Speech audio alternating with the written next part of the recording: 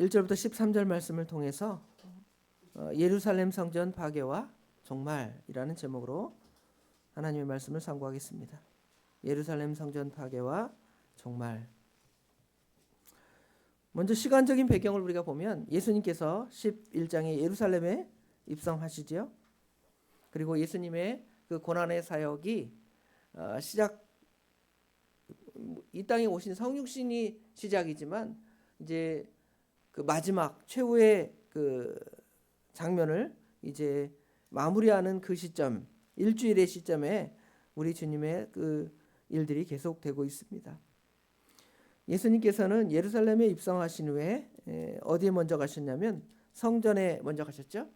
그리고 성전을 정결케 하신 후에 이제 성전의 주인이라고 생각하는 사람들, 물론 하나님이 성전의 주인이지만 그 하나님의 그 권한을 대리해서 자기들이 성전의 주인이라고 생각하는 사람들과 우리 주님께서 논쟁을 벌이시죠. 그리고 친히 우리 주님께서 성전을 정결케 하신 이유를 설명하시고 너희들은 그 성전에서 악을 행한다 하고 바리새인들과 서기관들을 책망하는 그 말씀으로 이제 12장까지 마무리가 되죠. 그리고 이제 13장에는 그 예루살렘 성전의 파괴, 그 다음에 예루살렘의 함락, 그렇죠? 그리고 이제 이스라엘 백성들이 그 예루살렘에서 쫓겨나는 그런 장면, 그것들과 연계해서 우리 주님께서 마태복음 24장이나 누가복음 21장처럼 종말의 내용을 이제 복합적으로 이제 두 가지를 이제 연달아서 종말의 상황까지 설명하시는 장면이 오늘 마가복음 13장의 내용이라 할 수 있겠습니다. 자, 이 말씀이 어떻게 전개되는지를 1절부터 자세히 상고해 보도록 하겠습니다. 갑자기 왜 성전 파괴와 그 다음에 예루살렘 함락이 예고되었는가의 그 연결점이 바로 여기 13장 1절에 있습니다. 예수님께서 성전에서 나가실 때에 제자 중 하나가 이르되 선생님이여 보소서 이 돌들이 어떠하며 이 건물들이 어떠하니까, 그러죠? 예수님께서는 예루살렘에 아까 말한 대로 입성해서 최초로 먼저 가신 곳이 성전이고 성전에서 그 성전을 정결케 하셨습니다. 그럼에도 불구하고 많은 사람들은 그 성전의 외적인 아름다움만 봅니다. 하나님께서는 그 성전이 지금 타락했고 하나님의 뜻대로 운영해 가지 않는 하나님의 전을 지금 청소하시면서 깨끗게 하시는데 여전히 사람들은 그 성전의 외적인 모습, 화려한 모습만 바라보고 심지어 누구들도 그래요. 예수님의 제자들도 그 성전 아름답다.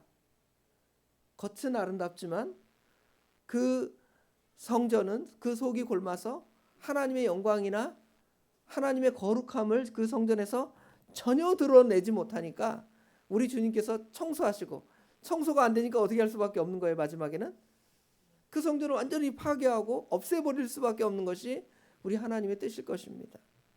그런데 뭐를 바라보냐면 그 성전의 외적인 아름다움만 칭찬하고 보고 있습니다. 그도 그럴 것이 정말 이 성전이 이제 세 번째 성전, 우리가 아는 대로 솔로몬 성전, 그 다음에 스룹바벨 성전, 헤롯 성전 이렇게 말하는데 이 성전은 예수님이 지상에 계실 때에 완성이 되지 않았습니다. 거의 80여 년이라는 긴 기간 동안에 세워진 이런 전인데요. 당시의 역사가 요세푸스의 증언에 따르면 성전이 얼마나 아름답고 웅장했는지 사람들이 나 아름다운 거 보고 왔어. 그렇죠? 여러분 뭐 세상에서 볼 것도 많고 느낄 것도 많은데 그 아름다운 것을 보고 와서 자랑을 한다 할지라도 이 성전을 보지 못하면 진정으로 아름다운 것을 보지 못했다라고 요세푸스는 증언한다 그래요. 그리고 그 성전이 얼마나 아름답게 만들어졌는지 그 성전의 모든 면을 거대한 금으로 도금을 해서 태양이 떠오르면 그 그 도금으로 반사된 그 태양빛 때문에 성전을 바라볼 수 없을 정도의 그런 강렬한 빛이 그 성전에서 나온다는 것이죠. 그래서 사람들이 저 성전만큼 아름다운 것이 없다 할 정도로. 하지만 주님께서는 이런 외형적이고 웅장한 아름다운 성전을 보면서 우리 주님께서는 어떻게 해요? 오히려 안타까워하는 것이죠. 그 성전을 안타까워하고 그 성전에 거하는 사람들을 안타까워하고, 그죠? 그 외적인 것만 바라보는 것을 안타까워하면서 탄식하는 것이죠. 예루살렘에 대한 탄식. 예루살렘아, 예루살렘아. 우리 주님이 탄식하시잖아요. 성전에 대한 탄식도 마찬가지예요.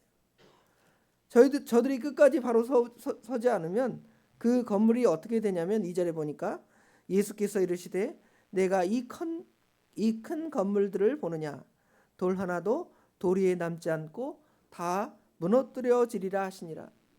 어떻게 보면 저주 같은 느낌이 들기도 하지만 예수님의 그 성전의 거룩함을 드러내지 못한 탄식이 이 2절 안에는 분명히 드러나 있습니다. 그 예언의 말씀대로 이 큰 건물들은 주 70년에 로마의 디도 장군에 의해서 완전히 파괴되는 것을 역사를 통하여 저와 여러분, 성도 여러분이 잘 알고 있을 것입니다. 그 성전을 자랑할 때 예수님께서 이제 그 성전을 그렇게 우리 주님께서 이제 이 성전이 무너질 거라는 그 예언의 말씀을 듣고 이제 3절에 보면 예수님께서 감람산에서 성전에 마주 대하여 앉으셨을 때에 이제 제자들이 예수님께 나오고 예수님께 언제 이런 일이 일어나겠습니까? 하는 그 묻는 장면으로 시작을 해서 먼저는 예루살렘 성전의 파괴, 그 다음에는 예루살렘 도시의 파괴가 되겠죠. 그리고 더 의미가 중첩이 되고 크게 확장이 되어서 말세에는 무슨 징조가 나고 무슨 일이 일어날 것인가를 우리 주님께서 오늘 본문뿐만 아니라 마태복음, 그다음에 누가복음에도 똑같이 예언한 말씀들이 기록되어 있습니다.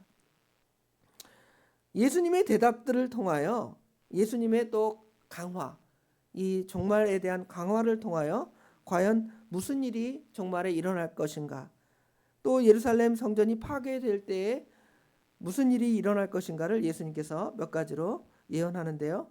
그 말씀들을 참고해 보도록 하겠습니다. 그 첫 번째 징조로는 5절 6절에 등장하는 거짓 선지자들의 등장입니다. 여기 5절에 보면 예수께서 이르시되 너희가 사람의 미혹을 받지 않도록 주의하라. 많은 사람이 내 이름으로 와서 이르되 내가 그러하여 많은 사람을 미혹하리라 그랬죠. 많은 거짓 선지자들이 등장해서 자신을 그리스도라, 메시아라 한다고 말한다는 것입니다. 이 일은 예루살렘이 파괴되고 또 예루살렘 성전이 파괴될 때도 이런 일이 벌어져요. 지금 진정한 메시아 예수님이 오셨는데 그 예수님을 영접하지 않습니다. 그리고는 많은 거짓 선지자들 같은 자신이 메시아라고 해서 이스라엘을 독립시킬 거라는 어떤 그 혁명적이고 또 반역적인 그런 일을 행하는 많은 사람들이 예루살렘을 파괴하고 또 파괴한 후에도 계속 등장을 해서 많은 그 유대인들을 유혹하는 거죠. 내가 그 메시아다. 다윗의 후손으로서 이 유대를 독립할 메시아다. 그렇게 속여서 나중에 예루살렘을 그 로마 디도 장군이 파괴할 때나 뭐 마사다 항전이나 아니면 그 이후에 예루살렘이 완전히 멸망할 때까지 유대교가 그 예루살렘을 떠나서 디아스포라 될 때까지, 기독교만 디아스포라가 된 거 아니라 유대교들도 그래요. 그렇게 될 때까지 이런 많은 거짓 메시아가 나타나서 이 유대인들을 미혹할 때 유대인들이 다 거기에 넘어갔죠. 그런데 이것이 그 당시에만 아니라 이제 종말론적으로 볼 때 오늘날도 많은 사람들이 등장을 해서 말세의 징조로 등장을 해서 나는 그리스도라, 대한민국에도 나는 메시아다, 나는 예수님이다, 뭐 이렇게 자칭 감람나무 뭐 이런 사람들이 수도 없이 등장을 해서 많은 사람을 미혹하고 많은 사람을 이런 뭐랄까요? 구렁텅이로 끌어가는 그런 일이 벌어짐을 알 수가 있습니다. 이것이 예수님께서 말세에 나타날, 또 예루살렘 성전이 파괴될 때에 나타날 그런 징조로 첫 번째로 말씀해 주셨습니다. 두 번째로는 전쟁과 기근, 지진, 그런 것과 같은 자연재해들이 일어나게 된다고 이렇게 말씀하고 있습니다. 여기 7절부터 8절에 나오죠. 난리와 난리의 소문을 들을 때, 전쟁의 소문을 듣게 되죠. 두려워하지 말라. 이런 일이 있어야 하되 아직 끝은 아니니라. 민족이 민족을, 나라가 나라를 대적하며 일어나겠고, 전쟁이 일어난다는 것이죠. 싸움이 일어난다는 것입니다. 곳곳에 지진이 있으며 기근이 있으리니 이는 재난의 시작이라. 지진이 일어나고 그 다음에 기근이 일어나는, 가뭄이 생기고 또 홍수가 일어나고 자연재해가 일어나게 되는 그러한 일들이 말세가 되면 일어난다는 것을 더 보여주는 것이죠. 우리의 상황이 내내 그렇죠. 우크라이나, 러시아의 전쟁, 또 미국의 경제 전쟁. 미국 트럼프 대통령이 세계의 모든 나라들과 경제 전쟁을 선언하잖아요. 서로 먹고 사는 문제 때문에 서로 물고 뜯는 그러한 시대가 되었습니다. 지진이나 기근, 날씨 이상 이런 것들도 다 말세의 징조로 나타납니다. 우리도 그러죠. 몇 주 전에는 추워가지고 막 3월 달에도 눈 내리더니 또 지난 주일에는 더워가지고 갑자기 반팔을 입어야 돼요. 그렇죠? 이런 건 기상의 이변들이 다 하나님께서 말세에 일어날 징조로 우리에게 설명해 주고 계십니다. 이런 징조들이 다 우리에게 나타나고 또 우리 주님께서 가까이 재림하실 때가 되었구나. 이거를 우리가 그런 것들을 통하여 깨닫고 알게 되는 것입니다. 이런 외적인 징조뿐만 아니라 우리 믿음의 사람들이 환난을 당한다는 것이죠. 9절부터 13절에 보면 너희는 스스로 조심하라. 사람들이 너희를 공회에 넘겨주겠고 너희를 회당에서 매질하겠으며 나로 말미암아 너희가 권력자들과 임금들 앞에 서리니 이는 그들에게 증거가 되려 함이라 그랬죠. 또 12절에 보면 형제가 형제를, 아버지가 자식을 죽이는 데 내주며 자식들이 부모를 대적하여 죽게 하리라. 너희가 내 이름으로 말미암아 모든 사람에게 미움을 받을 것이다. 말세가 되면 외적인 어떤 환경적인 문제뿐만 아니라 또 거짓 선지자가 등장하는 문제뿐만 아니라 우리 믿음의 사람들 안에서도 또는 우리 육신적으로 혈연적으로 가까운 사람들 안에서도 우리를 예수님을 인하여 예수를 믿는다는 것 때문에 핍박하고 대적하고 미워하는 일이 벌어지게 될 거라는 것을 우리에게 말씀해 주고 있습니다. 그런데 이럴 때 어떻게 하라? 이거를 이제 몇 가지로 우리에게 설명을 해 주는데요. 여기 9절에 보면 너희는 스스로 조심하라. 이런 속이는 것들에 넘어가지 않고 조심하라는 것이죠. 또 너희를 핍박하는 자들을 조심하라는 것입니다. 너희를 대적하는 사람들을, 미워하는 사람들을 스스로 조심하고 삼가할 것을 우리에게 말씀하는 것이죠. 두려워하지 말라는 것입니다. 두 번째로는 너희들을 공회에 넘겨주고 너희를 회당에서 매질하지만, 그죠? 너희는 두려워하지 말라. 얼마나 두렵습니까? 여러분, 말세에 대한 이야기를 들으면 두려울 때가 생길 수도 있습니다. 우리가 예수 믿는다는 것 때문에 예수 믿으면 매맞고 또 죽임을 당하고 감옥에 가기도 하고, 저 공산국 국가에서는 예수 믿는 것 때문에 많은 환난을 받는데 그런 거 생각하면 우리는 아직은 자유롭잖아요. 그러나 예수 믿는다는 것 때문에 그런 고난을 당한다는 생각을 하면 우리 마음에 두려움이 들 수도 있습니다. 지난주부터 우리가 전도를 하는데 오늘도 이제 또 전도하러 갈 거 아니에요? 그 복음 전하는 것이 뭐 우리가 전도지 주고 끝나면 모르겠지만 복음을 전할 때 어떤 사람들 나타나요? 대적자가 나타나잖아요. 왜 여기서 전도하느냐? 나한테 왜 전도하느냐? 저로 가라 하고 싸우려고 그러고 다투려고 그러잖아요. 그러면 여러분의 마음에 어떤 마음이 들어요? 두렵죠? 그러나 두려워하지 말라는 것입니다. 이런 일을 당하는 것이 마땅하고 그 다음에 너희가 이런 두려운 일을 당연히 만나게 될 것인데 두려워하지 말라는 것입니다. 이것이 말세의 징조가 될 뿐만 아니라 하나님이 너희와 함께 하셔서 11절에 보면 너희가 10절 11절에 보면 복음이 먼저 만국에 전파되어야 할 것이니라. 사람들이 너희를 끌어다가 넘겨줄 때에 무슨 말 할까 미리 염려하지 말고 무엇이든지 그때에 너희에게 주시는 그 말을 하라. 하나님이 주시는 말을 하고 성령께서 우리에게 할 말을 입에 담아 주실 것인데 그것을 하라는 것입니다. 두려워하지 말고. 그리고 13절에 보면 또 너희가 내 이름으로 말미암아 모든 사람에게 미움을 받을 것이나 마지막에 뭐라고 말씀하십니까? 끝까지 견디는 자는 구원을 받으리라. 그렇죠? 끝까지 견뎌내고 참아내고 이 일을 감당하라는 것입니다. 그러면 하나님께서 우리에게 구원을 베푸시고 은혜를 베풀어 주실 것을 우리에게 말씀하고 있습니다. 말세지말 그러죠? 말세지말. 말세의 끝. 말세 중에 말세. 주님의 예언하신 말씀들이 즉각 실현되는 그러한 시대입니다. 오늘의 말씀이나 계시록의 말씀을 읽으면 무섭거나 두려워서 피하는 시대가 되었습니다. 그러나 오히려 우리 믿음의 사람들은 그런 시대가 된 줄을 깨닫고 믿음에 더 굳건히 서서 담대히 복음을 전하고 그 복음을 인한 환난과 핍박을 믿음으로 이겨나가서 승리하는 삶을 살아가는 저와 우리 도봉의 모든 식구들이 되기를 주님의 이름으로 축원합니다. 기도하겠습니다. 아버지 하나님, 은혜와 사랑을 진심으로 감사합니다. 저희들에게 믿음을 주시고 하나님의 자녀 되게 하신 뿐만 아니라 하나님께서 저희들에게 영원한 은혜와 상급을 주시려고 저희들에게 여러 사명을 주시고 그 사명 때문에 말세의 지말이 되면 그 사명 감당함을 인하여 여러 가지 환난과 핍박과 미움과 시기와 질투와 대적함과 이러한 일들이 우리 안에 벌어질 것을 우리 주님께서 예루살렘의 멸망, 성전의 파괴와 아울러 우리의 종말을 친히 이 말씀을 통해 예언해 주니 참으로 감사합니다.